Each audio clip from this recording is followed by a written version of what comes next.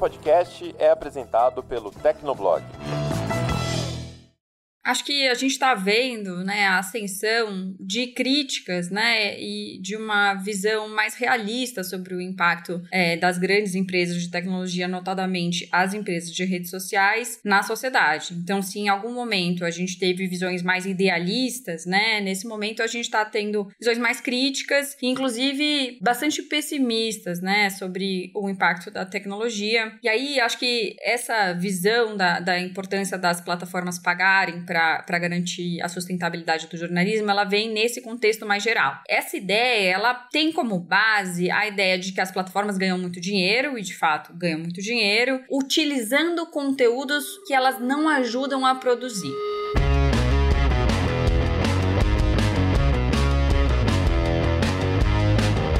Olá, ouvinte! Seja bem-vindo! Está começando mais um episódio do Tecnocast. Eu sou o Thiago Mobilon. E eu sou o Paulo Riga. A internet mudou um pouquinho a dinâmica da remuneração dos veículos de imprensa. Para lidar com isso, uma das propostas seria a de obrigar as plataformas como Google e Facebook a dividirem uma parte dos seus lucros com quem produz os conteúdos. Mas será que isso é possível? No episódio de hoje, a gente conversa com a pesquisadora Marina Pitta para entender melhor essa ideia e discutir quais seriam as vantagens e desvantagens dessa proposta de remuneração. Aguenta aí que a gente já começa.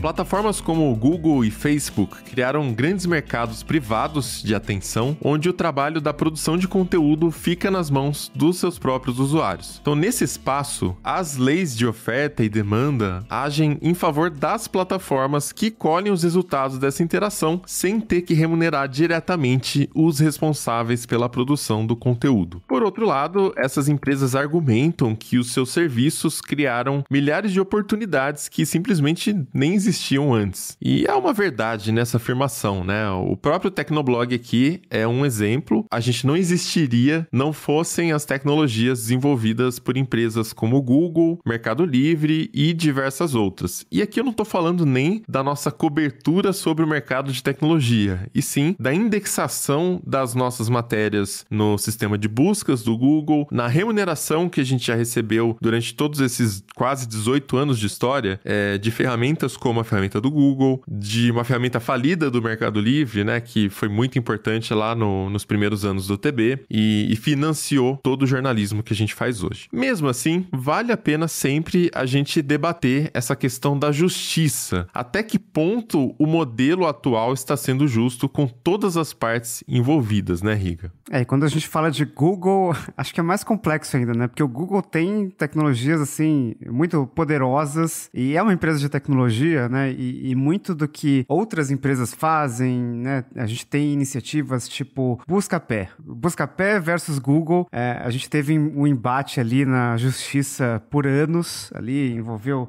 CAD, né? Órgãos antitrust, para entender até que ponto era justo, por exemplo, né? O Buscapé. Acho que, eu não sei se o ouvinte entende o que era o Buscapé, mas era uma coisa, assim, absurda. Comparador de preços, assim, se você quisesse comprar um produto mais barato, você ia lá no Buscapé, né? Você não... Enfim, era um local meio óbvio, assim, de você pesquisar preço, né? De você comparar preços de lojas online. É no tempo que ainda não existia Google Shopping e outras soluções que a gente vê hoje, inclusive. Exatamente. E aí, Google, empresa de tecnologia, Google já rastreia as lojas online, né? Já rastreava as lojas online há muito tempo, né? Indexava e tudo mais. Então, dali até o Google simplesmente fazer um produto que pegasse os preços dessas lojas ali, né? E exibisse de uma forma mais estruturada, era um pulo. E, de fato, o Google fez, não é exatamente esse modelo, mas o modelo do Google Shopping meio que acabou se sobressaindo em relação ao Buscapé. E daí, quando a pessoa busca um produto, eu quero saber quanto que tá o preço ali do iPhone 13. O Google, né, com os dados estruturados ali, passou a exibir um box de Google Shopping ali, por exemplo. Como é que fica o Buscapé, que não é o dono dessa tecnologia de busca e que mostra as informações ali na cara do usuário, né? Então, o Buscapé era um intermediário. O Google não é uma empresa que gosta muito de intermediários, ele gosta de jogar ali, né, tudo direto pro usuário. Então, o Buscapé ficou meio que em segundo plano. Lógico que perdeu muita receita, e isso durante anos teve disputa na justiça, mas a gente sabe muito bem quem que ganhou, né? E aí tem inúmeros outros casos, né? Hoje, avaliação de restaurante. Você tinha empresas mais focadas nisso, né? O Yelp da vida, mas o Google, com o Google Maps, enfim, pode exibir as avaliações dos usuários, né? Ele, enfim, tem uma base de usuários muito grande. E aí isso vai para outros casos, por exemplo, filmes, séries. Se você pesquisa Stranger Things, tem um carrossel ali com todas as informações direto no Google, com o elenco, os episódios, o enredo. Então o Google tem uma tecnologia ali, por exemplo, que ele processa, né? Ele faz processamento de linguagem natural, ele extrai esses dados de toda a internet, né? Eles rastreiam toda a internet, correlaciona esses dados ali e mostra eles direto para o usuário. Então o usuário não precisa acessar um site de entretenimento, não precisa acessar diretamente o site da Netflix para entender alguma coisa específica ali dessa série, né? Por exemplo. Enquanto o Google exibe todas essas informações direto na página, ou seja, ele meio que tira a possibilidade de ter uma outra empresa, de ter um outro veículo exibindo aquela informação direto na página deles, né? O Google tá mostrando anúncios ali na página, né? Na maioria das buscas ali, quando você faz uma busca, tem anúncios do próprio Google. Pode ser pagamento por clique, pode ser pagamento por impressão, enfim. Mas o Google ganha dinheiro, sim, quando ele mostra as informações direto na página. Quem produziu os conteúdos, nem sempre, né? Então fica nessa discussão meio complexa, né? Lógico que isso muda muito de país para país, mas se a gente pegar a famosa Lei 9610, né? Aquela de direitos autorais, tem lá a questão do acesso à informação, né? Então não é uma ofensa aos direitos autorais exibir, reproduzir pequenos trechos ali com a finalidade de informação. Então os próprios veículos de imprensa, né? São protegidos por essa lei de direitos autorais, mas não muda o fato de que alguns produtos eles são inteiramente alimentados por conteúdo jornalístico, né? Que é produzido por empresas jornalísticas e toda, volta e meia, a gente fala a crise do jornalismo, um veículo que tá fechando, né? Recentemente teve o caso do El País, né? Um jornal espanhol que tinha uma edição brasileira ali e não aguentou. Mas todo o mercado, todo esse setor aí jornalístico é direto, assim. Se você for num bar com jornalistas, sempre alguém vai puxar um assunto. Então, né? Modelo de remuneração, como é que faz? Vou começar a discutir e nunca se chega em algo mais definitivo, assim, né? Porque realmente é bem complicado, assim, né? Essa questão de pagar por informação e tal, né? O jogo no ambiente digital mudou bastante. As empresas estavam acostumadas com aquele modelo muito local. Você vende um jornal pra pessoa que tá indo na banca de jornal, nossa... Parece uma questão antiga já. E era muito óbvio, era tipo vender um produto mesmo. Na internet é diferente, você tá vendendo uma informação digital, nem todo mundo enxerga valor nisso. Ainda mais no digital, onde você consegue coisas de graça pra tudo que você vai fazer, tem coisa de graça, ou pirateada, ou de forma legal, né? Então, realmente, isso muda um pouco o jogo pra quem tá fazendo o jornalismo. O caso do El País foi emblemático, ele foi encerrado em 2021 aqui no Brasil, porque realmente não conseguiu alcançar essa sustentabilidade econômica.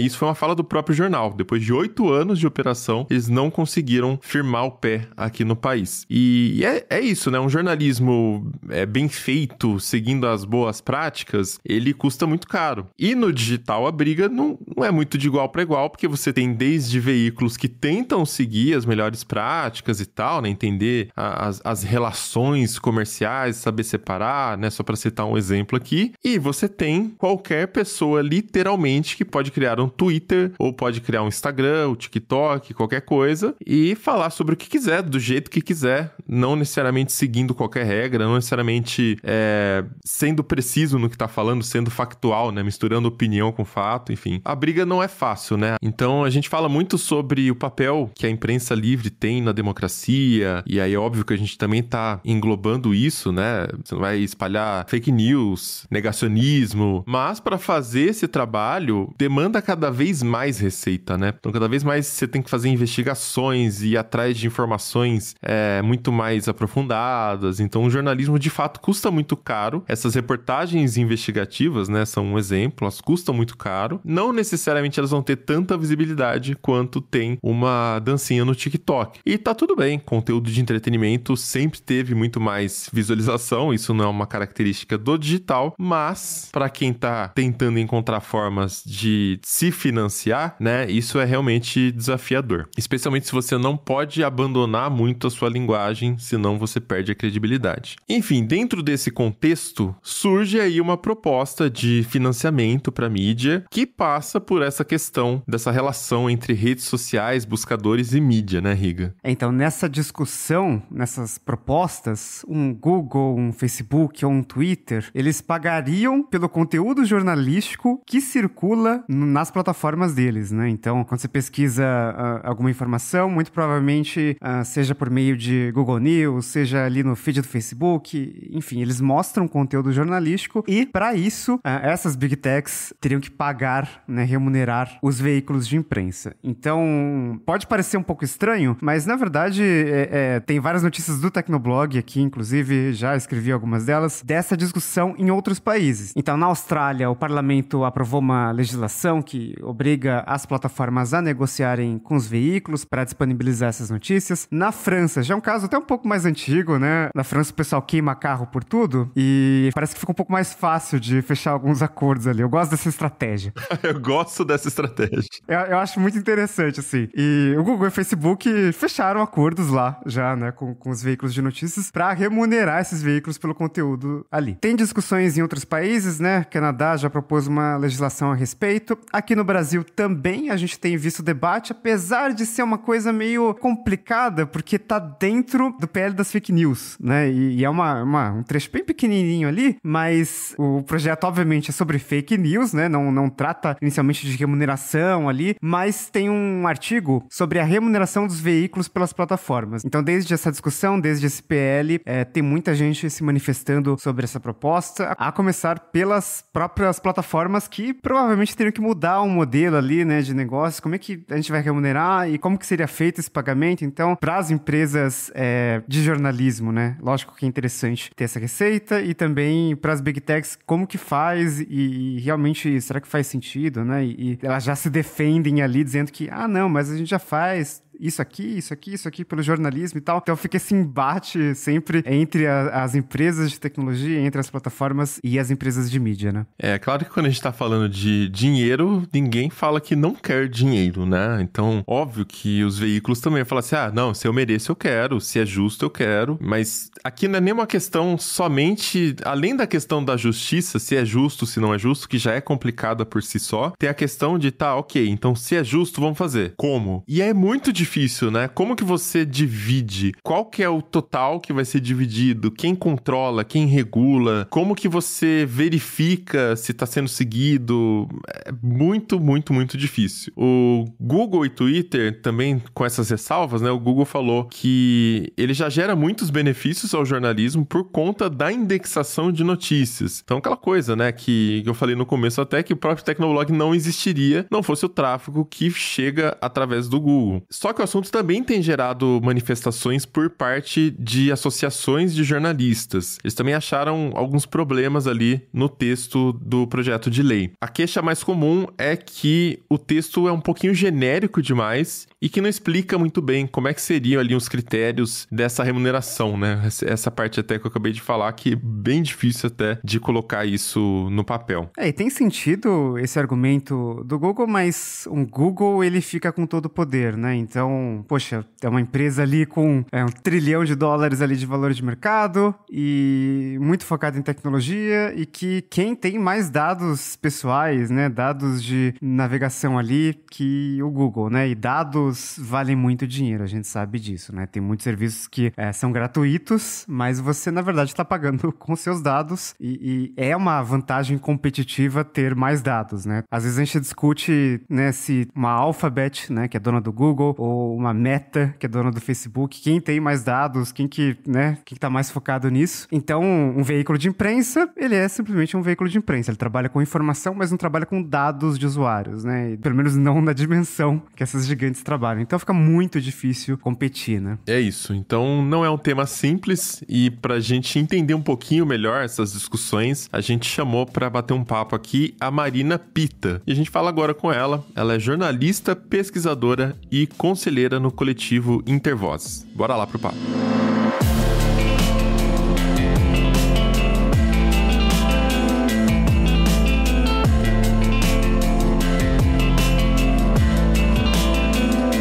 Fala, Marina, tudo bem? Bem-vindo ao Tecnocast. Valeu, gente. Um prazer estar aqui com vocês. Marina, explica para o nosso ouvinte, para ele entender um pouquinho melhor o que você faz, né? Qual que é o contexto todo aí de por que você foi chamada aqui para conversar com a gente sobre esse tema. Bom, acho que a minha formação nesse tema que a gente vai tratar hoje é a mais adequada e é difícil isso acontecer porque eu sou jornalista de formação e eu trabalho com advocacy, né, que significa fazer defesa de direitos, né, em termos de políticas, incidência no legislativo. Eu faço isso já há 5 anos, moro em Brasília, tô aqui direto da Chapada dos Veadeiros, mas eu também trabalhei 10 anos como repórter e como repórter de tecnologia, cobrindo telecomunicações, e eu comecei fazendo isso como estagiária, e daí fui me especializando nessa área. Bacana, e então a gente vai falar aqui sobre esse projeto de lei que a ideia é fazer com que as redes paguem aos criadores de conteúdo, aqui mais especificamente os veículos de imprensa, como uma forma de compensar pelo dinheiro que eles ganham, né, por conta desse conteúdo que é divulgado. E eu queria que você explicasse pra gente como que surge essa ideia das plataformas pagarem pros veículos um valor, quais seriam os argumentos para defender essa tese de precisar ter uma legislação que obrigue essas empresas a compartilharem ali as receitas. Bom,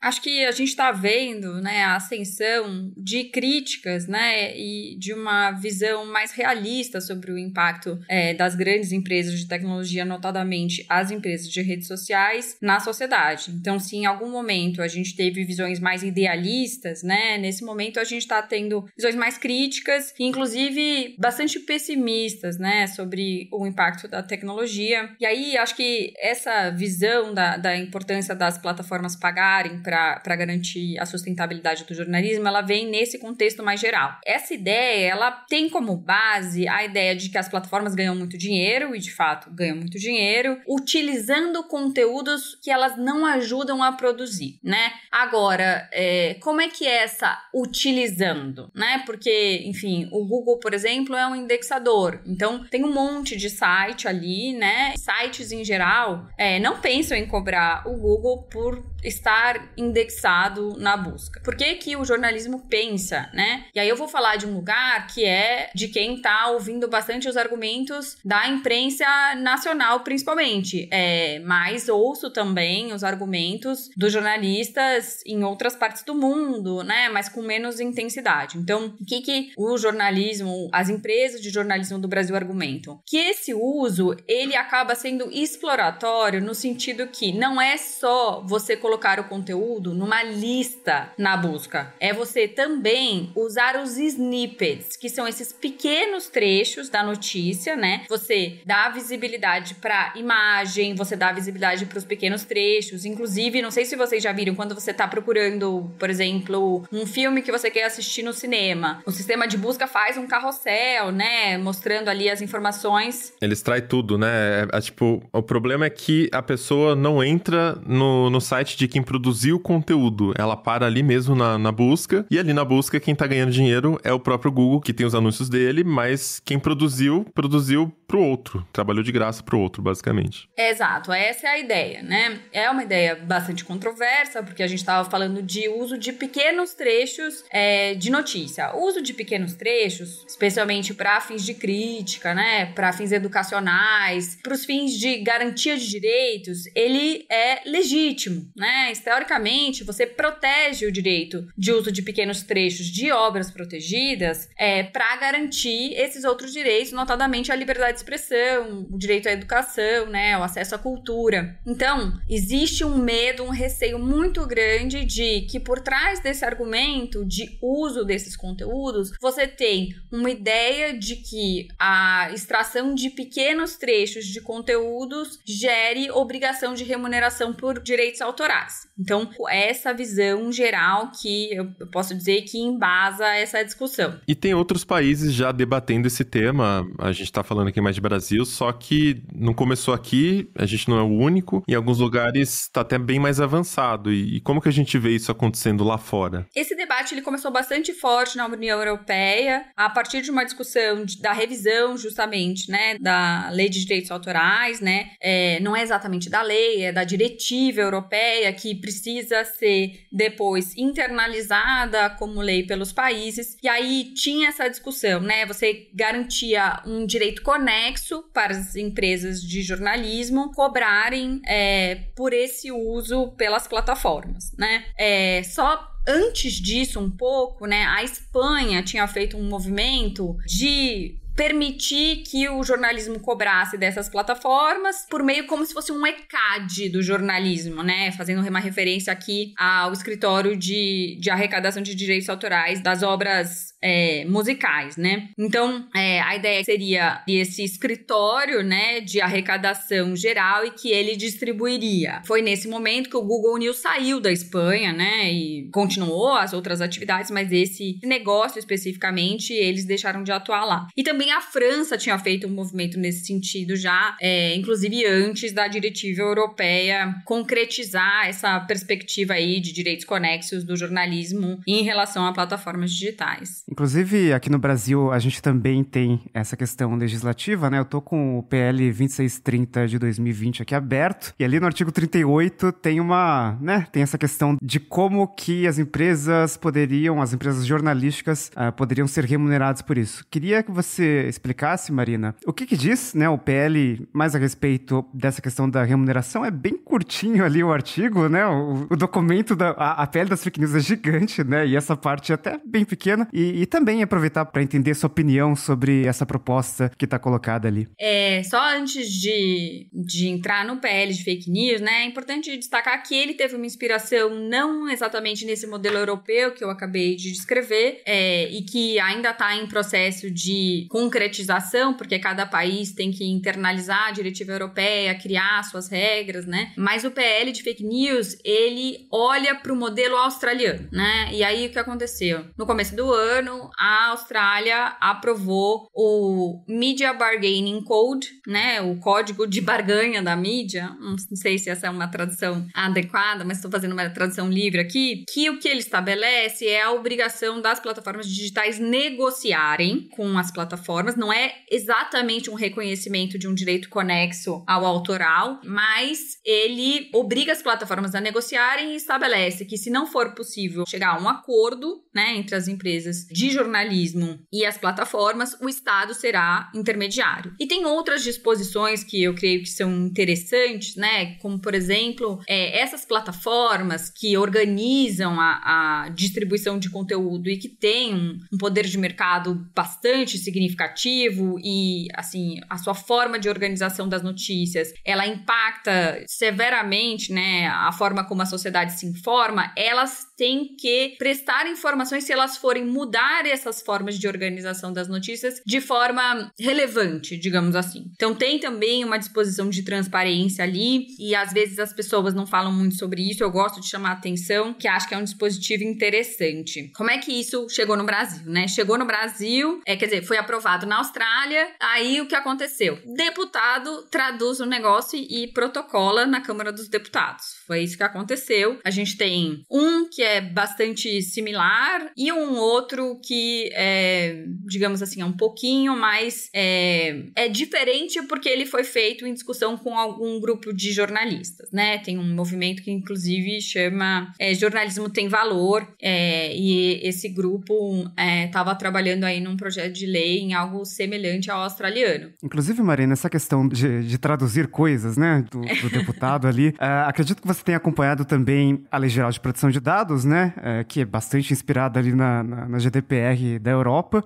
Como que você, inclusive, compara, né, uma coisa com a outra? Tem tido mais discussão agora sobre PL das fake news com as partes interessadas? Como que tá seria essa comparação, né? Porque as duas leis ali são inspiradas em outros países também, né? Olha, eu não sou especialista em LGPD, em GDPR. O que eu posso te dizer é que, conversando com uns especialistas, né, o que eles apontam é que existe inovação na LGPD brasileira, ainda que ela tenha, de fato, uma inspiração na lei europeia, o que, a princípio, eu não acho que é ruim, né? A LGPD foi largamente debatida no Congresso Nacional, tanto na Câmara quanto no Senado. A Coalizão de Direitos na Rede, da qual o Intervoz, que é a organização da qual eu faço parte, participou muito desse processo de discussão, sugeriu textos, né? Acho que várias entidades, as empresas também puderam sugerir textos. Então, foi um processo, digamos, bastante aberto a inovações e, de fato, elas aparecem, né, na LGPD. Agora,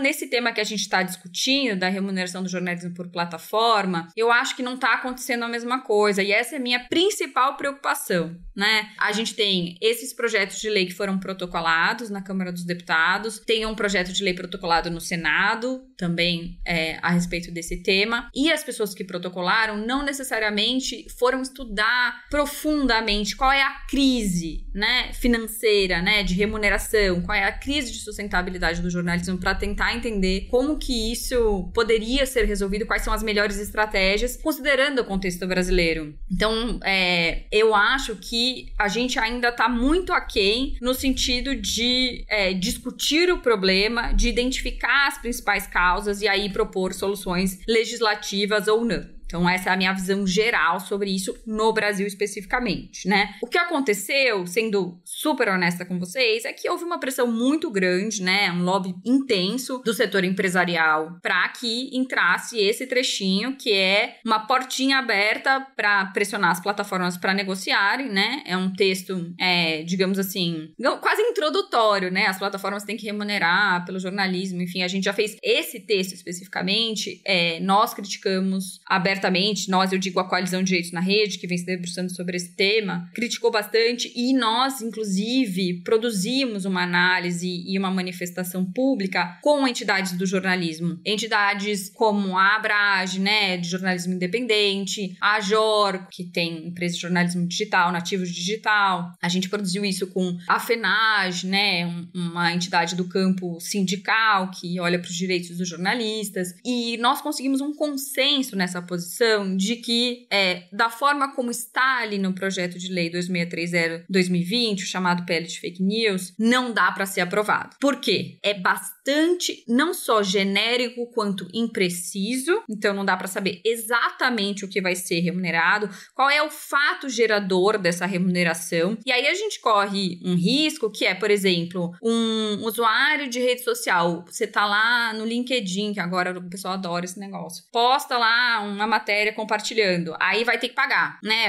A plataforma vai ter que pagar para empresa, sendo que foi o usuário que compartilhou. Isso é contraditório até com o Marco Civil da internet, porque diz, né, que a plataforma não se responsabilizará pelas ações dos usuários, ao menos que a justiça mande que tome uma ação e a plataforma não obedeça a decisão judicial. Então, existe um consenso nesse campo do jornalismo, e aí eu tenho conversado bastante com as pessoas e eu vejo que há uma consistência nesse posicionamento, de que esse texto, né, e esse grau de amadurecimento do debate não permite o apoio a uma iniciativa que talvez pudesse ser interessante, né? A gente não tá falando que somos contra um modelo de remuneração das plataformas para o jornalismo. A gente tem que entender que modelo é esse, e aí eu posso detalhar um pouco quais são as principais preocupações que esse modelo traz. É porque é legal você citar esse outro lado, né? Porque é óbvio que como publisher eu também tenho muito interesse nisso. A gente sente na pele, no dia a dia, os desafios de fazer jornalismo, de tentar fazer as coisas seguindo as melhores práticas, né? Ainda mais no ambiente digital. Mas, enfim, as empresas já se posicionam, por exemplo, o Google, falando que o Google envia 24 bilhões de cliques para sites de notícias em todo o mundo sem cobrar por isso, né? Então, é um trabalho de marketing, talvez, que eles fazem de graça, é a argumentação deles. Também faz sentido esse argumento se a gente for pensar que muitas empresas não existiriam, não fosse esse ecossistema que se criou em torno de uma tecnologia que foi desenvolvida pelo Google, né? Então, existe algum mérito também na argumentação deles. Lógico que não exime eles de qualquer culpa, né, das coisas que eles fazem, mas existe também um fundo de verdade nisso. E aí eu queria entender, né, como que vocês avaliam isso também, esses benefícios que as plataformas trazem, e aí abrindo um pouco o leque com Facebook, LinkedIn e tudo mais, com o alcance que eles dão, o destaque que eles dão, se isso não ultrapassa um pouquinho essa questão da parte da remuneração que eles recebem.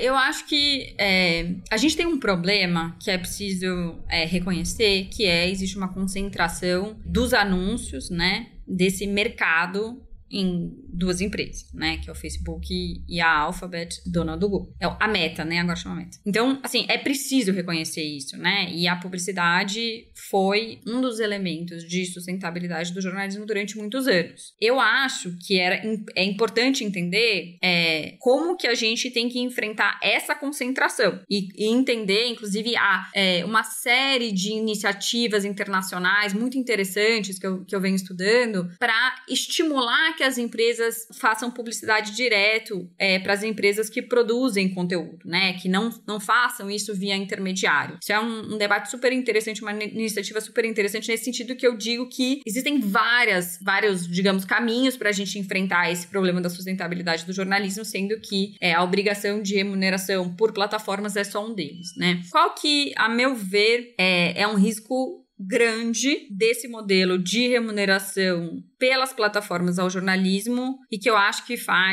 me faz colocar em dúvida esse modelo. É que não há, na Austrália, por exemplo, que é o modelo que a gente está se espelhando, nenhum caso de negociação por intermediação do Estado. E isso significa que, claro, que as grandes empresas têm maior potencial de negociação. Então, a gente tem uma preocupação que esse modelo, né, que é quase um modelo que eles falam, né, de equalizar o poder de negociação para que as empresas, os intermediários digitais de conteúdo, eles se coloquem, né, na mesa de negociação com as empresas de jornalismo. Mas a nossa preocupação é quem vai sentar nessa mesa, certo? Assim, acho que você trouxe uma coisa muito interessante, né, que a internet e todo o ecossistema digital construído em torno dela, ele possibilitou a ascensão de novos veículos, né, e veículos especializados, inclusive. Individuais, a gente vê muito jornalista americano, principalmente aqui, não tem tanto essa cultura por conta acho que por conta do ambiente também econômico, né? Mas nos Estados Unidos a gente vê muito isso de jornalista que sai de veículo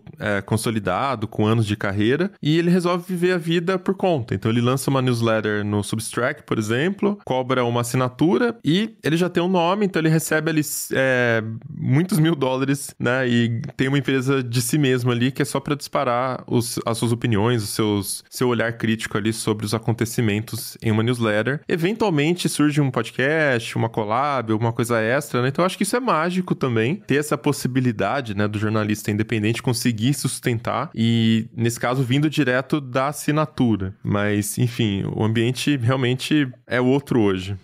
Então, assim, existe um desafio de entender como é que esse modelo, ele vai ajudar a ter maior diversidade e pluralidade nos meios de comunicação no Brasil. A gente está falando de um país em que a concentração dos meios de comunicação nas mãos de algumas poucas famílias é imensa.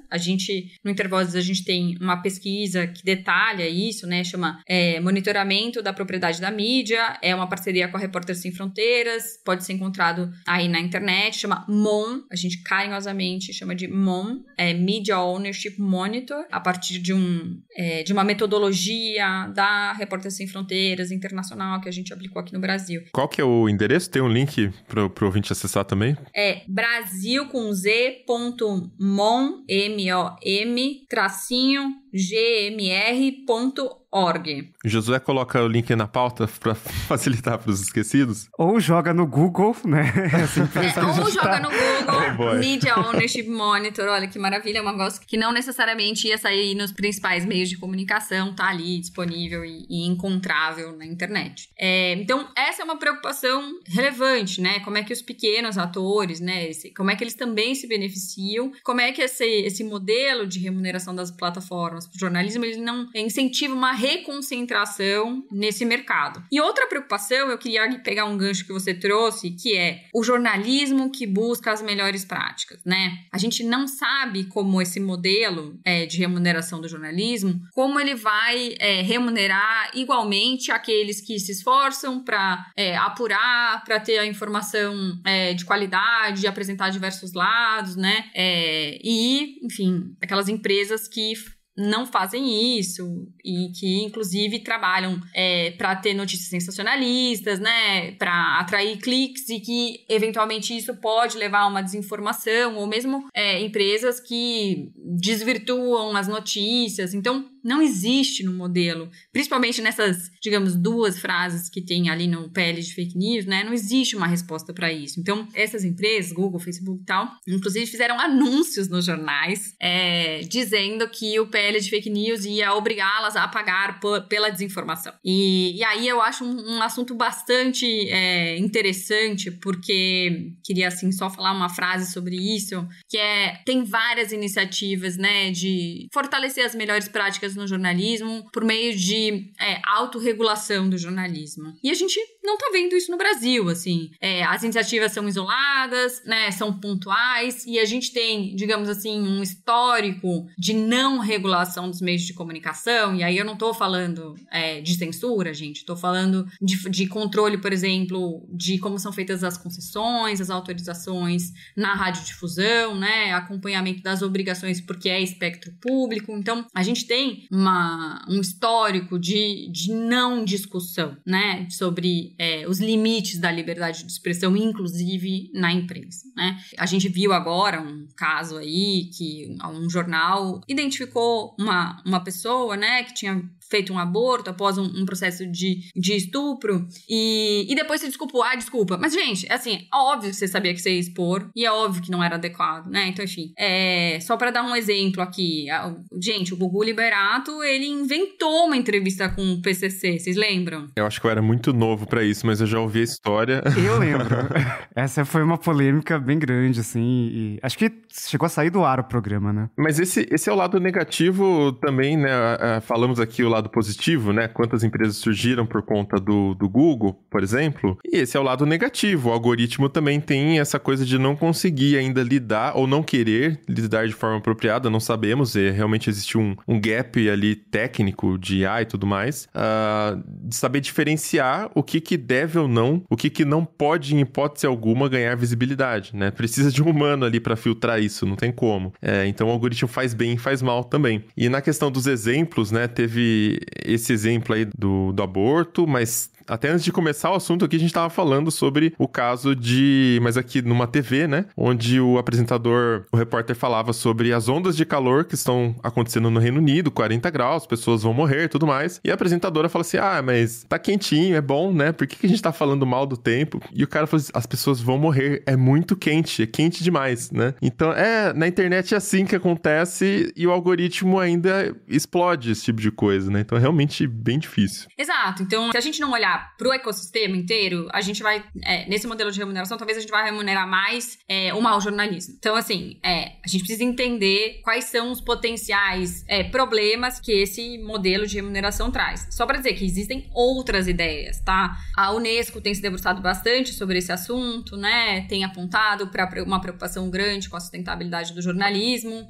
mas também é uma preocupação com esse jornalismo que é de interesse público, né? Esse é o termo que é bastante utilizado. E como é que você faz para fortalecer o jornalismo de interesse público? Uma das coisas que eu falo assim, eu tenho muita preocupação que esse modelo de remuneração das plataformas para o jornalismo, ele fortaleça o jornalismo de bunda, né? E porque, enfim, as pessoas clicam, né? O jornalismo clickbait de Caetano estaciona no Leblon. Então, enfim, acho que não é isso que a gente quer, não é isso que a gente quer enquanto sociedade, né?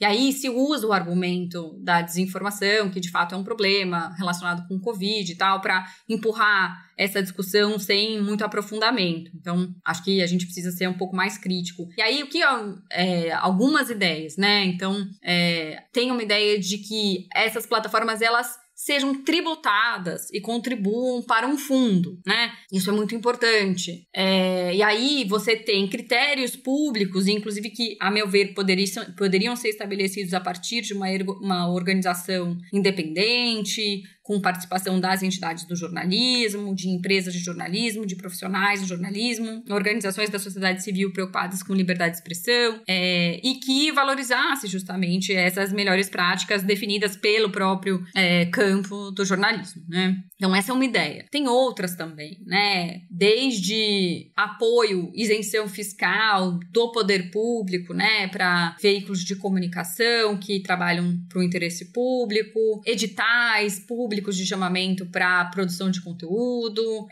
Então, enfim, acho que a gente precisa olhar para o leque inteiro, né? É claro que acaba ganhando muita atenção esse modelo, mas eu acho que ele traz riscos também. Então, talvez esse modelo combinado com outros, mas olhar para o problema de sustentabilidade do jornalismo de uma forma mais ampla, a meu ver, é o começo, né? Tinha que ser o começo da conversa. Só uma coisa que eu esqueci de falar, que acho bastante importante nessa discussão do PL de fake news especificamente, que é esse projeto de lei fala que esse mini artigo que tem lá, né, esse termo geral de obrigação de remuneração das plataformas para o jornalismo, ele seria melhor definido em regulamentação. Daí, o que isso significa? Significa que é a caneta do presidente. Então, a gente sempre falou, olha, não dá para ser caneta do presidente. E aí é um decreto, né? O decreto ele pode cair a qualquer momento, ele pode ser modificado, entra um novo presidente, muda, e aí, enfim, as regras. Então, é muito frágil, né? Mesmo as pessoas que estão mais preocupadas em garantir um dinheirinho, não importa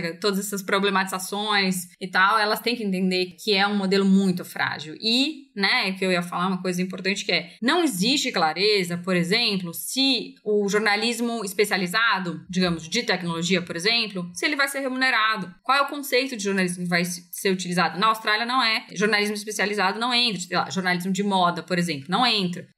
Então, é na letra miúda, né? Definir o que é jornalismo também às vezes é difícil, né? Porque é uma profissão que tá tão mal vista que o pessoal vê umas coisas e fala, isso aqui é jornalismo e não aquilo ali. É engraçado que a gente, né, trabalha com isso e a gente tem dificuldade até de definir o que é, né? E aí quando a gente vê um artigo que depende de uma regulamentação, poxa, quantas vezes a gente não abordou assuntos de tecnologia mesmo, que tinha uma lei, né, falando algo ali e que não foram regulamentados e por isso não tem como aplicar aquilo ali, né? Então, corre o risco até de, sei lá, não ser regulamentado e, né, ficar aquela coisa pra inglês ver, né? Na parte de mim que gosta de teoria da conspiração, eu acho que esse é o intuito, inclusive, do setor empresarial que fez o lobby pra entrada desse negócio, né? Assim, no sentido de ter uma disposição geral que os ajude a negociar e não significa que você vai ter uma estrutura regulatória bem estabelecida futuramente, né? Então, eu acho que esse risco realmente está colocado.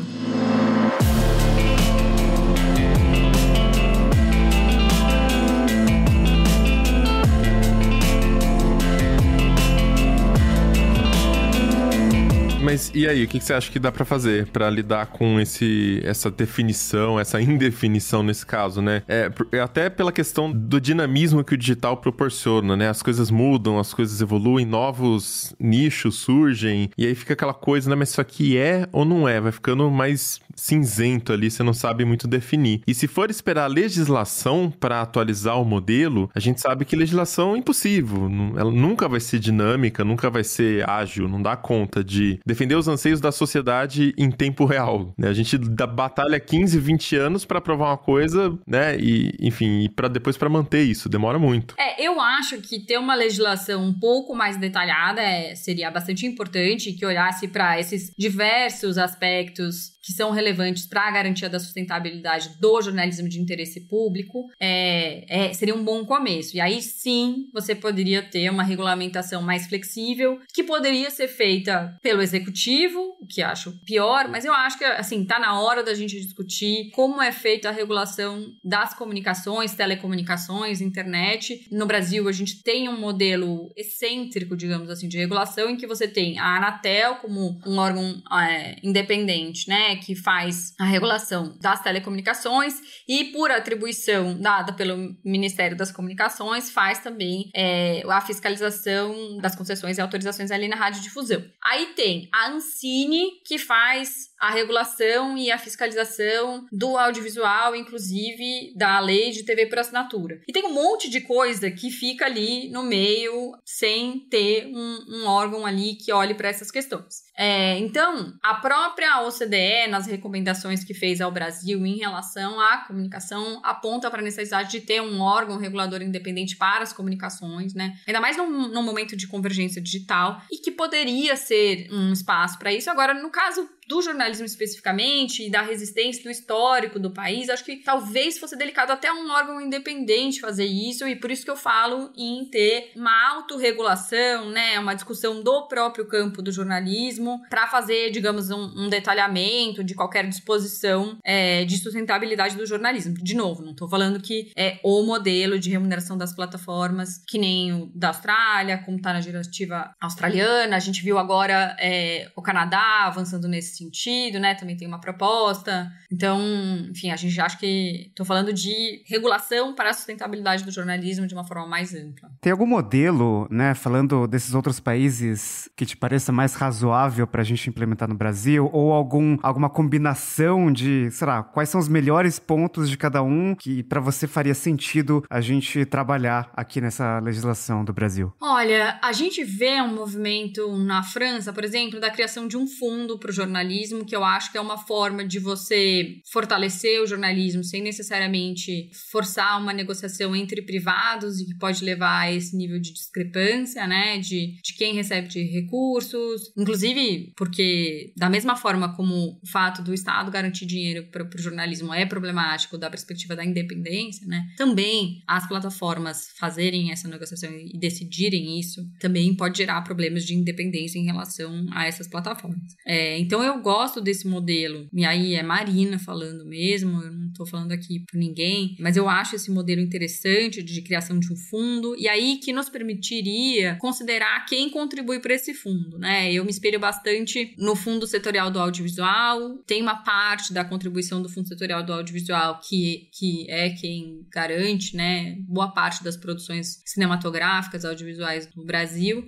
Quem paga por isso são as empresas de telecomunicações que têm dispositivos, digamos, com tela. Por quê? Porque elas se beneficiam, né, da produção cinematográfica, ganham bastante dinheiro, e aí você faz uma política de financiamento cruzado, né? E acho que a gente podia pensar numa coisa assim. A gente tem o Fundo Nacional de Cultura, então acho que a gente podia considerar um modelo como esse. Não é exatamente... E acho que tem coisas muito interessantes também no modelo australiano, que é uma perspectiva de acompanhamento dos contratos, né? Para a gente entender se há, por exemplo, um abuso de poder econômico na negociação dessas empresas com determinados atores privados, né?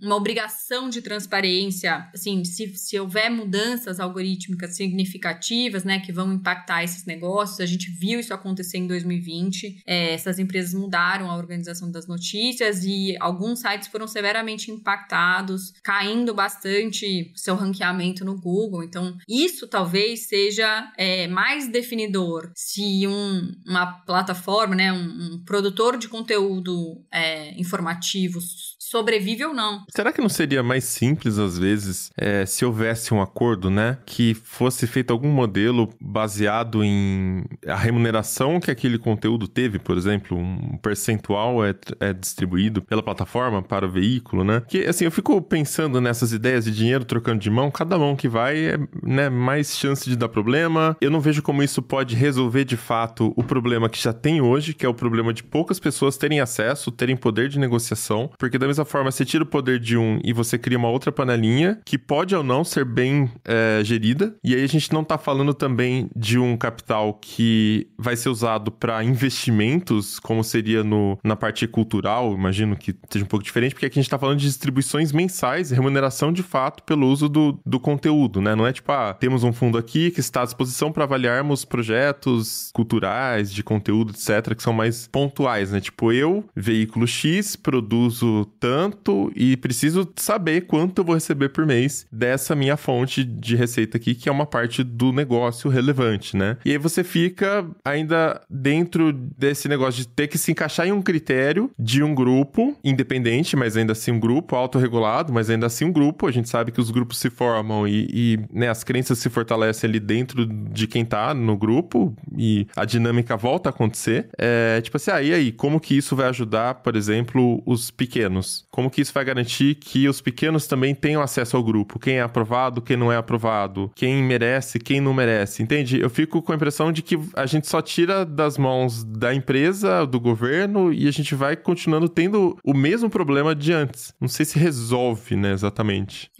Eu penso um modelo de autorregulação regulada em que você tem uma possibilidade de incidência ampla, né? Então seria um espaço democrático, digamos assim, para a definição dessas normas, mas claro, sempre vai haver vieses, né, dos integrantes, gente com mais possibilidade de incidência ou não, também num espaço, digamos, autorregulamentado. Concordo contigo nesse aspecto.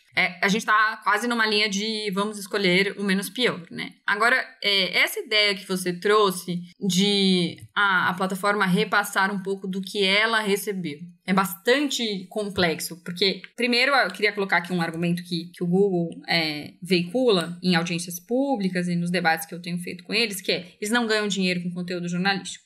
Porque quando você busca lá no Google, você tem que ir naquele notícias ali, né, do ladinho, e clicar lá. Eu acho um argumento bastante frágil, assim, para dizer o mínimo, porque é claro que o fato de você buscar no Google e a notícia está ali do lado, e aí nessa página de notícias não tem anúncios, eu acho que é óbvio que isso agrega pro negócio, né? Se eu fosse fazer uma busca no Google e eu não tivesse como achar notícias, eu talvez optasse por outro buscador, talvez outro buscador surgisse, enfim. Na busca principal tem o bloco de Top Stories, que são as notícias destacadas na página principal onde tem anúncios, então não muda nada.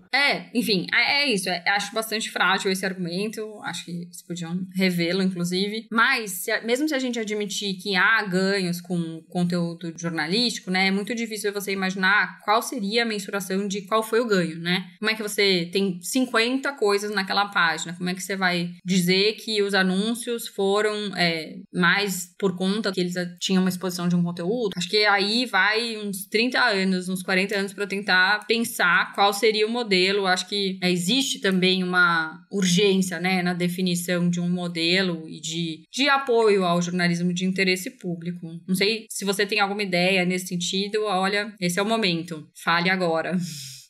Vamos compartilhar aí que tá difícil. e exatamente, é complexo e é sensível também, porque não pode acontecer o que aconteceu na Espanha, que você citou que o Google News saiu de lá por conta de uma legislação e tal. Eles desativaram o produto Google News. Então, acima de todos os interesses privados aqui, que a gente tá falando até de remuneração e tal, óbvio que é tudo importante, mas acima de tudo isso está uma coisa que é inegociável, que é a defesa da democracia. E a gente sabe que para um bom funcionamento da democracia, uma coisa que tem que estar completamente livre, pungente e etc. é a parte da acesso à informação, né? Vamos resumir dessa forma. Então, o acesso à informação tem que estar funcionando, não pode ser aí já do ponto de vista de censura, né? Regulado, etc. E aí, quando você tem hoje uma realidade, um contexto onde as pessoas estão todas buscando informações na internet, pelas redes sociais, online, no WhatsApp, né? A gente tá vendo aí o caos que é também, no Google. E aí o que acontece? Os países começam a aprovar legislações se inspirando uns nos outros, como foi com a LGPD, que foi um bom exemplo, né? Aqui a gente tá falando que se acontecesse um mau exemplo e fosse seguido, e as empresas, de repente, falassem assim, olha, sinto muito, então pra gente isso não funciona, tô fora daqui. E desliga o produto no país. Você não acha que isso também atrapalha a questão do acesso à informação, sendo que as pessoas estão no online, e aí quem se oferecer ali vai ser o vencedor, né? Sendo bom ou ruim? E aí você tem grandes incentivos pra alguém falar, ei, a minha notícia pode ir de graça, viu? E aí, enfim, também essas empresas selecionarem só quem oferecer o conteúdo de graça. É um modelo difícil, né? Bastante complexo. Eu acho um risco grande, né? Não só na Espanha o Google saiu, mas o Facebook mesmo bloqueou as notícias, né? A gente teve, digamos, um blackout de notícias na Austrália quando estava em vias de aprovar o Media Bargaining Code naquele país. Foi só, assim, uma anedota, né? Porque é bom a gente também contar anedotas, que foi a Microsoft, que foi a Google, falou, eu vou sair do país, da Austrália, e a Microsoft foi lá e falou assim, não, deixa ele sair aqui, ó, eu vou ficar, eu resolvo. E aí, enfim, foi um momento curioso, assim, né, de um racha entre eles que acabou ajudando nas negociações, né, assim, não vai ficar sem nenhum sistema de busca. A gente tá falando de concentração, né, e aí fica pior ainda, porque realmente fica nas mãos de um só. Exato, Então, assim, é um tema muito complexo, mesmo quando eu já conversei com muita gente, com muitos jornalistas, né, inclusive jornalistas que perguntam assim, eu, como repórter, né, o profissional da ponta, eu vou receber alguma coisa? Porque a gente tem discutido isso também, tem uma parte dessa remuneração pelo conteúdo produzido por um determinado autor que tem que chegar até ele, né, aquele criador da notícia, não o titular do conteúdo, que é a empresa, né. E também, só rapidamente, existe uma prática abusiva no mercado de jornalismo, de você comprar os direitos, né, de todas as obras dos jornalistas indefinidamente.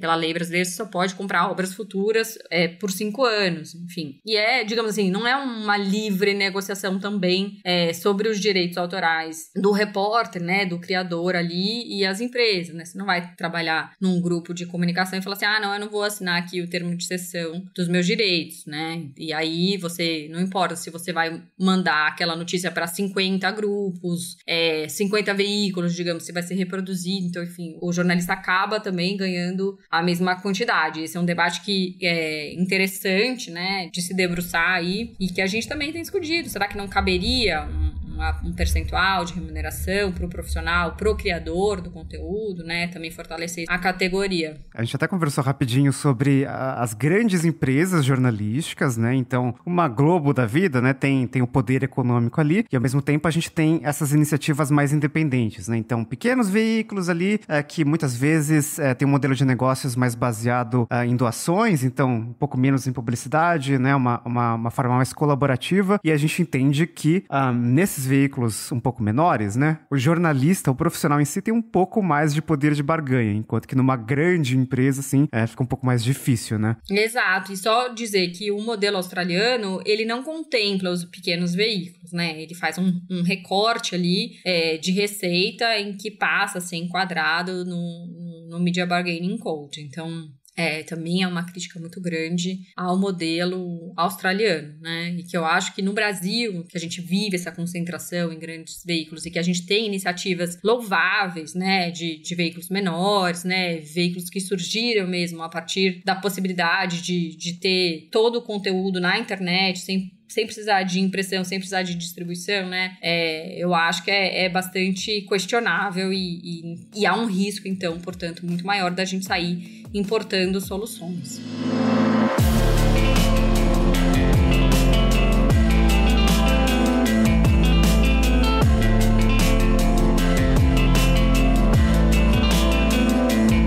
Existe alguma estratégia, Marina, que você enxerga que precisa entrar em cena para que os veículos consigam sobreviver e continuar relevantes, aí pensando em todo esse ecossistema, né, de tanto dos grandes ali, que a gente sabe que sim, são grandes, mas também tem contas para pagar, quanto dessas iniciativas menores, assim, mais independentes? Olha, eu acho que a primeira coisa é uma auto-organização, né? Acho que é importante que os diversos veículos estejam atentos para esse cenário político, né? Estejam trabalhando trabalhando para que políticas públicas surjam para apoio ao jornalismo responsável, né, ao jornalismo de interesse público. Como eu disse, acho que tem várias ações que nós poderíamos trabalhar conjuntamente.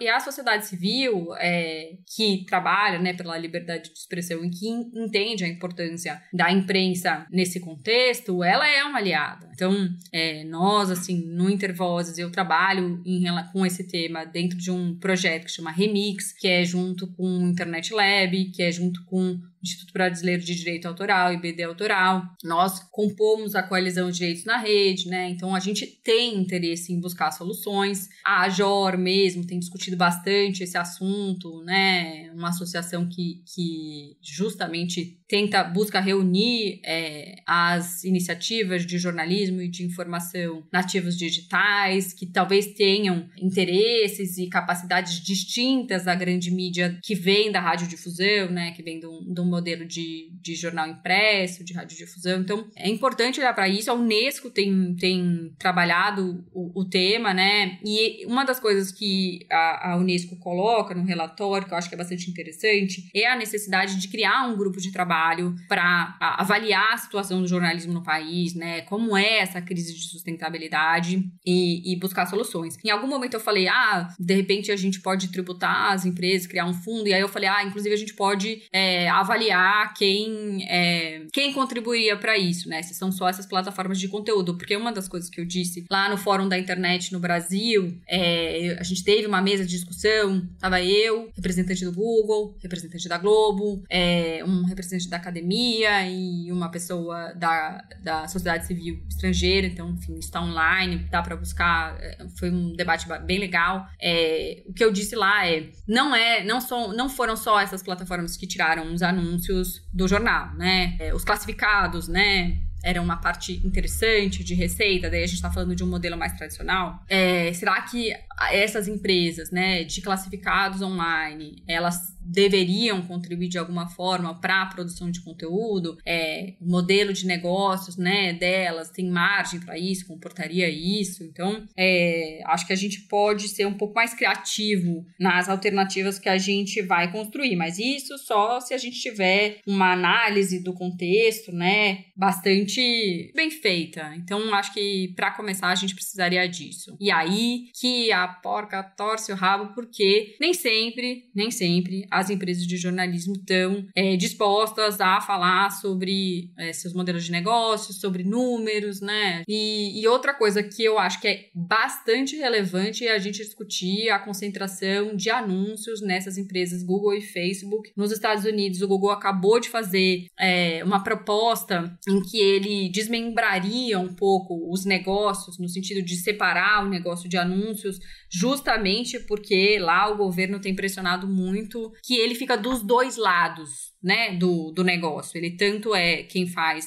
vende os anúncios, quanto ele vende o espaço publicitário. Acho que essa é uma questão central e que a gente precisa entender também, e talvez uma das soluções, né, uma das formas de lidar com esse problema da concentração nos anúncios que também afeta o jornalismo seja por separar esses negócios, né? Bom, dá pra ver que é um tema bastante complexo, a gente tem que ouvir todos os lados, né? Ouvir as empresas, ouvir as pessoas, no caso jornalistas, e ouvir também os grupos de jornalismo, as empresas que fazem jornalismo, né? Não só as plataformas. Mas para esse debate fluir, a gente precisa começar, né, Marina? Você quer aproveitar o espaço, então, e divulgar um canal, divulgar perfis onde o pessoal pode se inteirar mais também e tentar participar? Claro, olha, a gente tem feito a discussão pela Coalizão Direitos na Rede, o site é direitosnarede.org.br, a gente vai atualizando sobre as mudanças no projeto de lei, a gente continuará acompanhando esse tema não só no PL de Fake News, mas em outros projetos de lei. Eu faço parte desse projeto que chama Remix, o site é remix.internetlab.org.br, e lá vocês vão encontrar também as redes sociais desse projeto. A gente acaba trazendo notícias do que está acontecendo no mundo em relação a essa obrigação de remuneração das plataformas para o jornalismo. E, claro, as pessoas que quiserem buscar mais informações, acho que tem diversas iniciativas interessantes. Acho que recomendaria também buscar as produções da Unesco. Então é isso, vamos chegando ao final de mais episódio do Tecnocast e conta pra gente o que você acha dessa história complexa, né? Vocês acham que vai rolar? Vocês acham que faz sentido? Manda pra gente seus comentários lá na comunidade.tecnoblog.net ou no Twitter é só marcar o @Tecnocast. Se quiser continuar o papo com a gente em todas as redes, eu sou @Mobilon e @Paulo Riga. Este Tecnocast foi produzido pelo Josué de Oliveira, editado pela Raquel Igni e a arte da capa é do Vitor Pádua. A gente fica por aqui e voltamos com outro episódio semana que vem. Até lá. Tchau.